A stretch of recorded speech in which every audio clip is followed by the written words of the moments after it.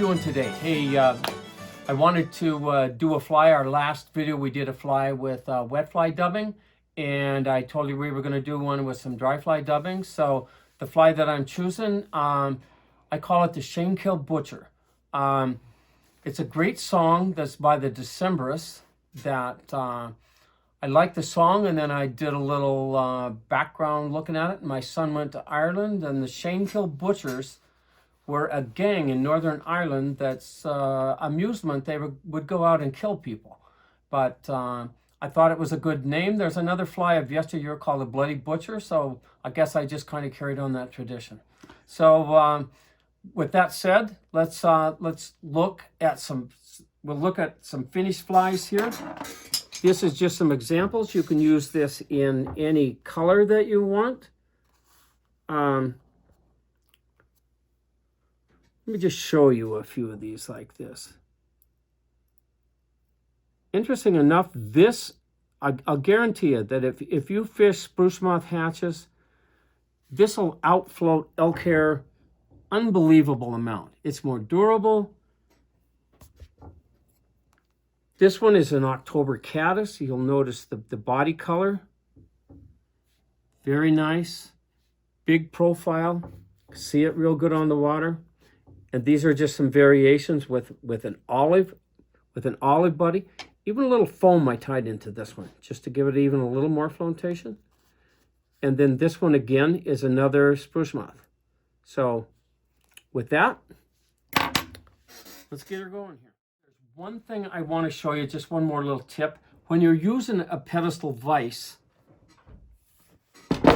notice that how easily that slides on a surface. And this thing is heavy. This is very heavy.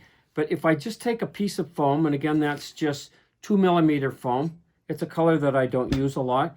And I put that under it. It gives it a good base, so then it doesn't move very much on me. So with that, let's get started. Again, we're going to start with that dry fly hook in there. So we're going to put that in there. Note again, that point is not way back there. Okay.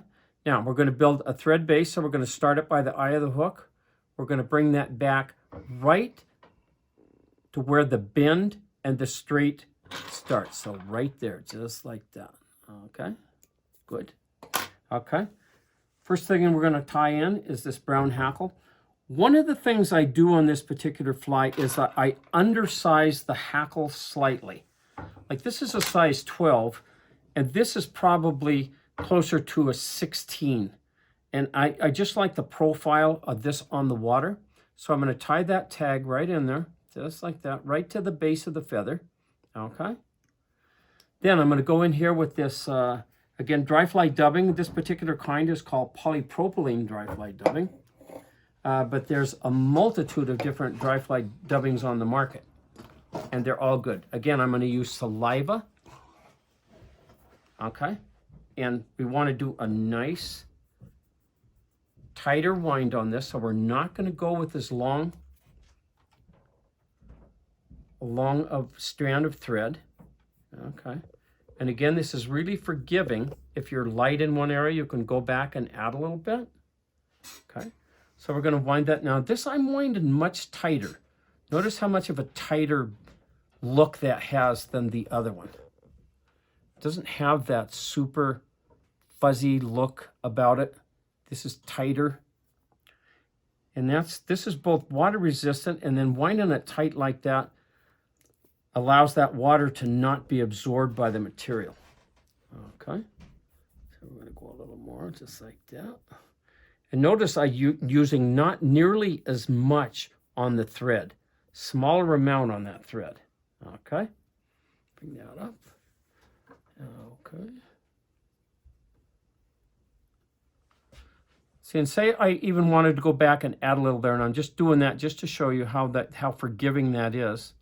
I'm going to go about like that. So that's a nice tapered body, and that's what a caddis body would look like. So we're going to go 4 wraps with this, nice tight wraps, just like that. We don't need to over hackle this fly.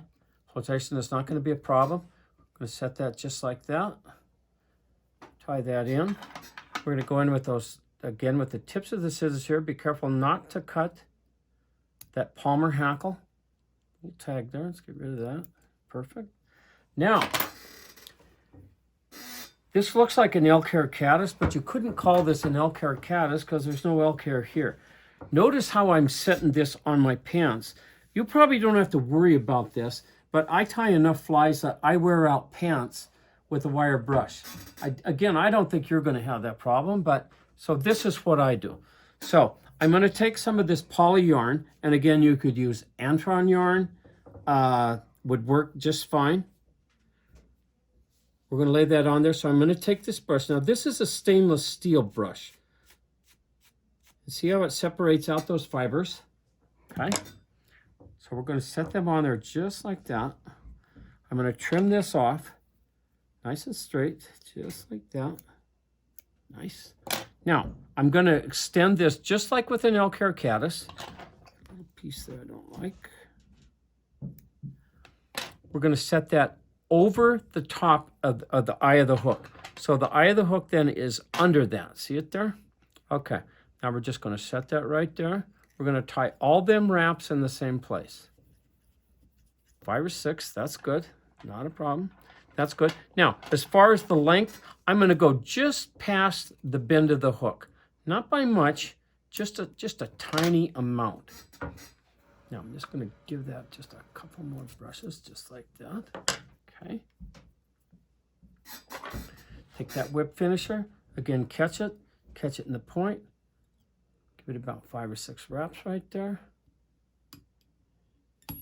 Good. Just like that. Perfect. Now, we're going to head cement. Tie a few of these, though, before you head cement.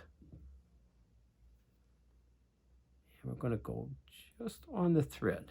We don't want to get it all over that polypropylene. Just like that. And there you go. So let me show you that fly. That should look really nice. It's got a very nice profile.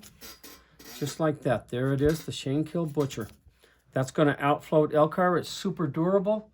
You're going to like this fly. Simple to tie. You don't have to stack hair. You don't have to do anything. You got an endless supply of this stuff. If you like this fly, this video, give us a thumbs up. I'd ask you to subscribe, and we're going to continue to do them. So thank you for viewing. Give them hell.